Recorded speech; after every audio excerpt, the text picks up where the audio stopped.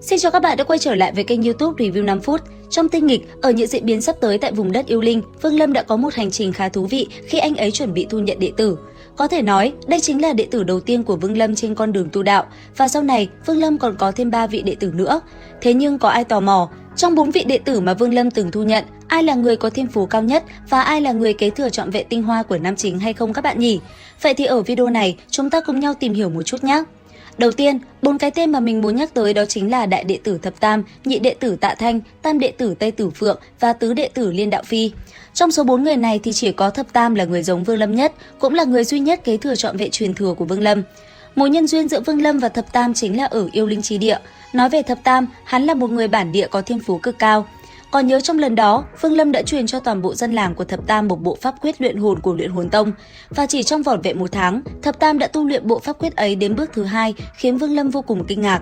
Kể từ đó, Vương Lâm bắt đầu chú ý đến người thanh niên này rồi, càng khiến nam chính phải bất ngờ khi anh ấy phát hiện Thập Tam không chỉ thiên phú cao về luyện hồn mà ngay cả công pháp luyện thể do Vương Lâm truyền, hắn cũng có thể tu luyện dễ như trở bàn tay. Với loại thiên tư tu luyện tuyệt thế như vậy, Vương Lâm làm sao có thể buông tay. Sau khi thử thách tâm tính của Thập Tam xong, Vương Lâm hết sức hài lòng và kể từ đây, anh ấy chính thức thu nhận hắn làm đại đệ tử.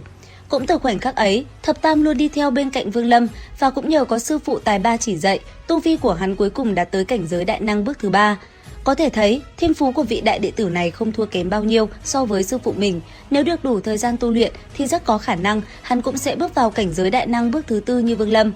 Nói thật lòng, Thập Tam là người trung thực và cực kỳ trung thành, thế nên hắn được Vương Lâm đặc biệt yêu quý. Phần lớn cảm ngộ tu đạo của Vương Lâm đều được truyền lại cho vị đại đệ tử ít nói này. Vì vậy, Thập Tam chính là người duy nhất kế thừa trọn vẹn tinh hoa của Vương Lâm và cũng là người anh ấy quan tâm nhất. Tiếp đến, người thứ hai là nhị đệ tử Tạ Thanh, với người này lại có chút đặc biệt. Vừa khi Vương Lâm gặp, Tạ Thanh lại chỉ là một ông lão câu cá có trí tuệ hơn người mà thôi. Trong lúc đàm đạo với ông, Vương Lâm đã ngộ ra nhiều điều, thế nên anh ấy hết mực chăm sóc ông lão này. Nhưng ai có thể ngờ rằng, ông lão câu cá trông có vẻ tầm thường này lại chính là chủ hồn của Thất Thải Thiên Tôn. Do không giỏi tu luyện, ông chỉ tinh thông về thuật hồn, vì vậy ông trông như một ông lão không có chút tu vi nào. Để nâng cao thuật hồn của bản thân, ông đã dùng thân phận phàm nhân của lão mạch lặng lẽ tìm đến Vương Lâm cầu đạo học nghệ. Vừa khi hai người gặp nhau, ý chí kiên định này đã thực sự khiến Vương Lâm cảm động. Sau đó, Vương Lâm phá lệ thu nhận ông làm nhị đệ tử, đồng thời chuyển lại toàn bộ cảm ngộ tu luyện về hồn thuật cho ông lão Tạ Thanh. Thế nhưng khi đang giúp Tạ Thanh thăng tiến hồn thuật, Vương Lâm bất ngờ phát hiện ra bí mật bị phong ấn trong cơ thể của ông. Khi biết mình chính là chủ hồn của Thất Thải Thiên Tôn, để không khiến sư phụ khó xử, Tạ Thanh đã chủ động dùng thần thông hồn tu tự phong ấn mình 3 lần, rồi sau đó tự tay kết liễu bản thân. Sau khi ông qua đời, chủ hồn Thất Thải Thiên Tôn cũng không còn rơi vào luân hồi mà bị Vương Lâm dễ dàng thu lấy. Có thể nói, để báo đáp ân truyền thụ của sư phụ, Tạ Thanh đã hiến dâng tất cả. Khi Vương Lâm tìm đến ông đã sớm tự vẫn phong ấn khiến nam chính vô cùng xúc động. Trong cơn đau đớn tột cùng, Vương Lâm lại nắm bắt được một tia cơ hội để đột phá cảnh giới đại năng bước thứ 4.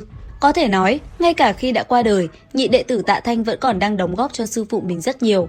Cũng vì vậy mà sau khi đạt đến cảnh giới đại năng bước thứ 4, Vương Lâm đã dùng thần thông cải thiên hoán mệnh để hồi sinh vị nhị đệ tử vốn không hề có chút tu vi này. Tiếp theo, sau Tạ Thanh, vị đệ tử thứ 3 của Vương Lâm chính là Tử Phượng. Với người này, cô ta vốn là nữ tu được Vương Lâm cứu từ lôi chi tiên giới. Sau khi được cứu, nàng lập tức đem lòng yêu Vương Lâm, thế nhưng nàng tự biết thân phận cách biệt quá lớn, vậy nên cô nàng chỉ đành chôn sâu tình cảm ấy trong lòng. Để tránh người khác dòm ngó dung nhan tuyệt sắc của mình, nàng tự hủy dung mạo. Chỉ vì một lòng trung tình với Vương Lâm, thậm chí để giúp đỡ nam chính, nàng bất chấp lời khuyên của cả tộc. Trong suốt 800 năm sau đó, nàng đơn độc phiêu bạt khắp nơi. Đáng tiếc, tình cảm với Vương Lâm từ đầu đến cuối chưa từng thay đổi, chất tình ý sâu nặng ấy, Vương Lâm thật không dám nhận. Cuối cùng, sau khi tìm thấy được nàng, Vương Lâm đã dùng tu vi siêu phàm giúp nàng tăng cảnh giới lên tới cấp bậc đại năng bước thứ 2. Đồng thời, anh ấy còn tặng cho nàng thần lôi tiết kiếm để phòng thân và thu nhận nàng làm tam đệ tử. Tuy nhiên, Tử Phượng không thể chấp nhận thân phận sư đồ này, bởi vậy mà nàng đã từ bỏ quan hệ sư đồ và mãi mãi ở lại Động Phủ giới. Và cuối cùng, ở vị trí thứ 4 là tứ đệ tử Liên Đạo Phi.